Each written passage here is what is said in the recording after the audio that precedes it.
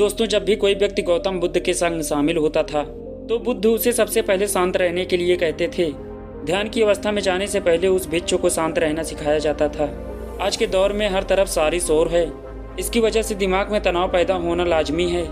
ऐसे में अगर आप हर रोज कुछ देर मौन रहने का अभ्यास करते हैं तो इससे आपके तनाव पैदा होने वाले हार्मोन के लेवल में कमी आती है। इससे आपका दिमाग शांत होता है, गुस्सा नियंत्रित रहता है और तनाव बढ़ाने वाले हार्मोन का लेवल घटता है। आज के इस वीडियो में हम जानेंगे कि किन मौक़ों पर हमें शांत रहना है और किन मौक़ों पर हमें बोलना है और शांत रहने से हमारे अंदर क्या बदलाव आ सकता है। दोस्तों, संध्या काल का समय था। गुरु अपने सभी शिष्यों को बुलाते हैं और कहते हैं, कल सुबह सब लोग नदी में स्नान करने के बाद तुरंत हमारी कुटिया के सामने उपस्थित हो जाना। सभी इसी से हैरान रह जाते हैं कि हम लोगों ने कुछ गलती की है क्या, लेकिन गुस्से से यह कहते हैं कि हो सकता है कि गुरुजी कल सुबह कुछ अच्छी बात बताने वाले हैं। सब लोग रात को सही समय पर सो जाते हैं और सुबह उठकर सभी लोग नदी में स्नान करने के बाद वापस गुरुजी के सामने उपस्थित हो जाते हैं। गुरु कहते हैं, आज हम तुम सबको चुप रहने के फायदे के बारे में बताऊंगा। गुरु कहते हैं, 10 मौके जहां पर चुप रहने से होता है लाभ और ज़्यादा बोलने से नुकसान।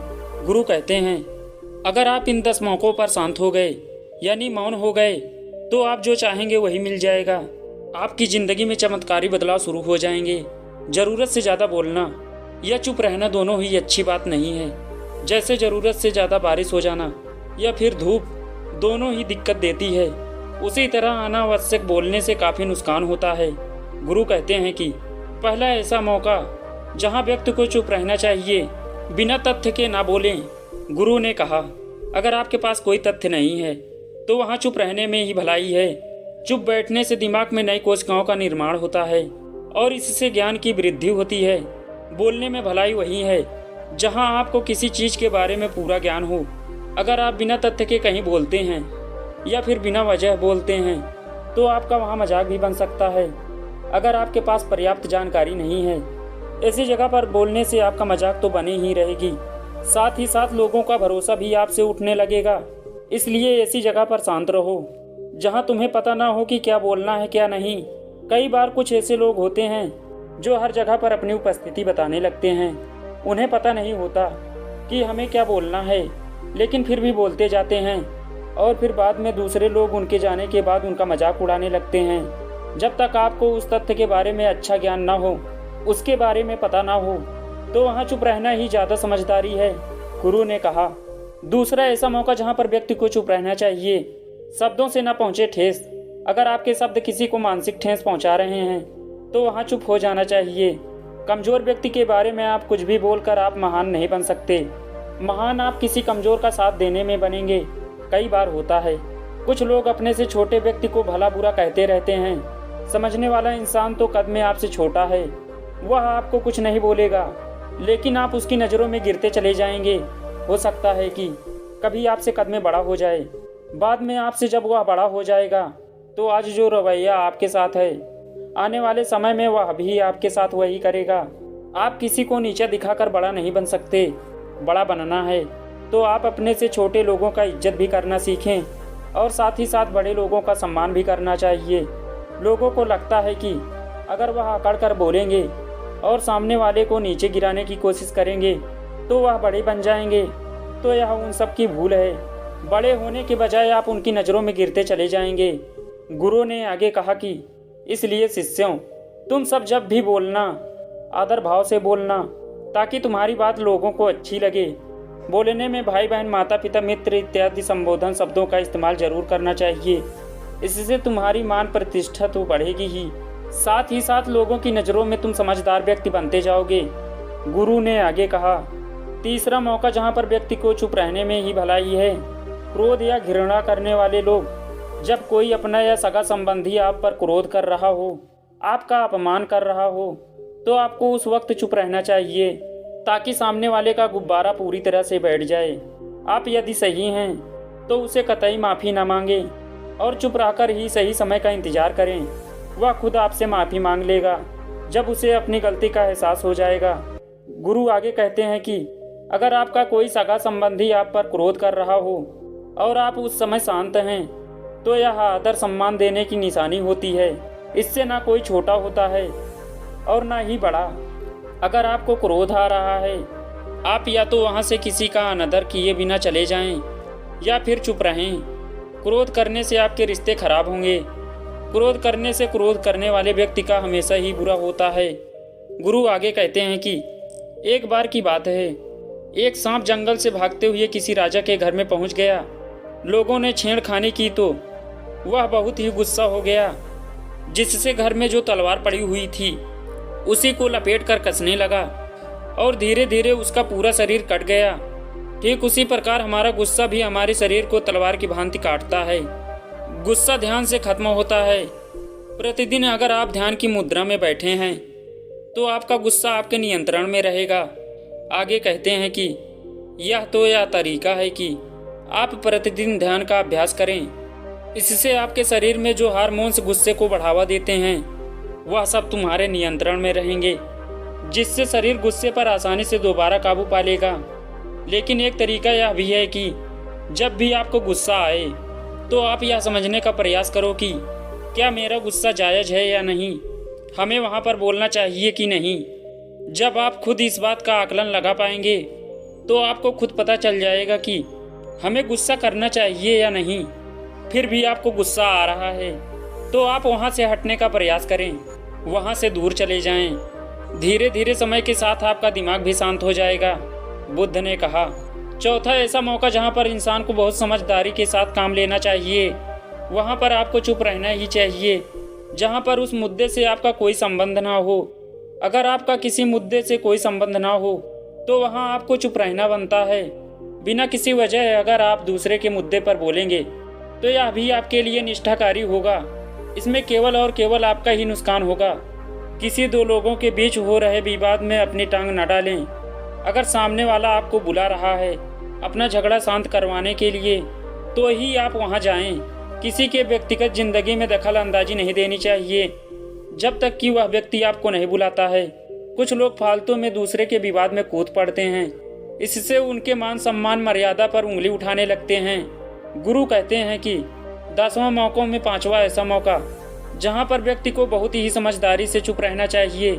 आपके शब्दों से किसी मित्र को हानि ना पहुंचे। प्रतिष्ठा के बारे में पूरी झलक दिखा रहे हैं तो आपको चुप रहना चाहिए। किसी के परिवार या मित्र के बारे में बुरा बोलने से केवल आप ही बड़ा बनेंगे।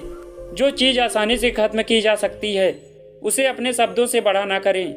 बिना चिल्लाए बात करने का प्रयास करना चाहिए। अगर आप बिना चिल्लाए कोई बात नहीं कह सकते हैं तो आपका चुप रहने में ही भलाई है। किसी पर चिल्लाने से आपके व्यवहार के बारे में पता चलता है। ज़्यादा बोलने से चीज़ हमेशा ही खराब होती है। कई बार रिश्ते ज़्यादा बोलने की वजह से टूट जाते हैं। इसलिए अपनी आवाज़ में मीठापन लाएं। आपके शब्दों से आपके दोस्त को हानि नहीं पहुंचनी चाहिए। कभी कभी दोस्तों के जब हम मजाक बनाते हैं तो रहे कि आपके शब्दों से किसी का अनादर ना हो। मजाक को भी हमेशा अपने शब्दों के मायने में ही रखें। जहाँ किसी के शब्दों से चोट लगे वहाँ चुप हो जाएं। ज़्यादा बोलने से हमेशा नुकसान होता है। किसी और के प्रतिष्ठा को अपने शब्दों के माध्यम से उसे हानि ना पहुंचानी चाहिए। यदि आपके शब्दों से किसी और की प्रतिष्ठा को ठेस पहुंचे तो वहां आपको चुप हो जाना चाहिए। जब कोई व्यक्ति आपके सामने नहीं है तो आप उस व्यक्ति के बारे में बुरे शब्द किसी तीसरे व्यक्ति के सामने ना बोलें। गुरु कहते हैं 6वां मौका जहां पर व्यक्ति को चुप रहना चाहिए, जब कोई कर रहा हो किसी की बुराई।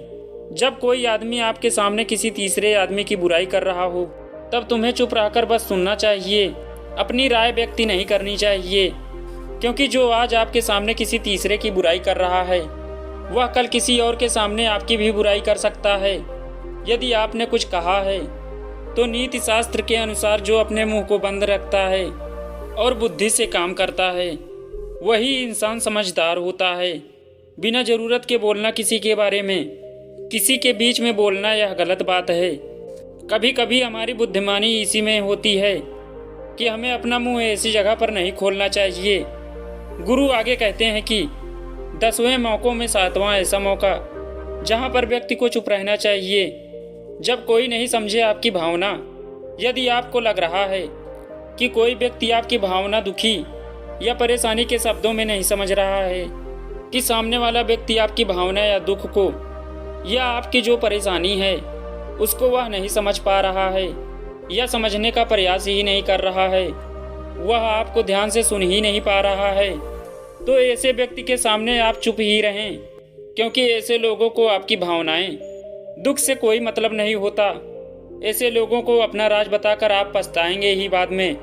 इसीलिए हर किसी के मन की बात को नहीं बतानी चाहिए। अगर आपको लग रहा है कि सामने वाला आपकी बात को नहीं समझ पा रहा है, आपकी भावनाओं को नहीं समझ पा रहा है, तो वहाँ पर आपको नहीं बोलना चाहिए, क्योंकि आज आपका मजाक ही बन जाएगा। जब आपको लगने लगे कि सामने वाला आपकी भावनाओं को ठीक तरीके से समझ पा रहा है, वह ठीक से सुन पा रहा है, तभी आप उसे अपनी बात कहें। गुरु कहते हैं कि 8वां मौका जहाँ पर आपको चुप रहना चाहिए, जब कोई इंसान अपना दुख व्यक्त करे। यदि कोई इंसान अपने दुख या परेशानी को आपको बता रहा है, तो इसका मतलब यह है कि वह आपको अपना समझ रहा है। ऐसे में भी उसे समाधान बताने के बजाय चुप रहकर उसके दुख या समस्या को सुने। उसके दुख या समस्या को किसी और को न बताएं। वह इसलिए नहीं बता रहा है कि उसकी समस्याओं का समाधान कर देंगे, बल्कि वह इसलिए भी बता रहा है कि सामने वाला उसकी बात को समझ रहा है। कई बार बताने से दुख कम हो जाते हैं। आपको अपना दुख इसलिए बता रहा होगा कि उसे लग रहा है कि आप उसकी बात को समझ रहे हैं। दुख बांटने से कम हो जाता है। इसलिए जब कोई व्यक्ति अपना दुख आपसे व्यक्त करे, तो आप चुप मारकर उसकी बात को बहुत ही ध्यान से सुने, ताकि उसके दुख कम हो जाएं, उसके मन का बोझ हल्का हो जाए। क्योंकि उसके मन में जो भी बातें थी, वह आपको सब बता दिया। गुरु आगे कहते हैं कि 10 जगहों में ही 9वीं ऐसी जगह जहां आपको चुप रहना चाहिए, जहां पर दुष्ट प्रकृति के लोग रह रहे हों और गाली गलौज कर रहे हों, तो आप वहां पर मत जाइए। ऐसी जगहों से आप चुपचाप निकल जाएं, अर्थात अपनी प्रतिक्रिया दिए बिना वहां से चले जाएं।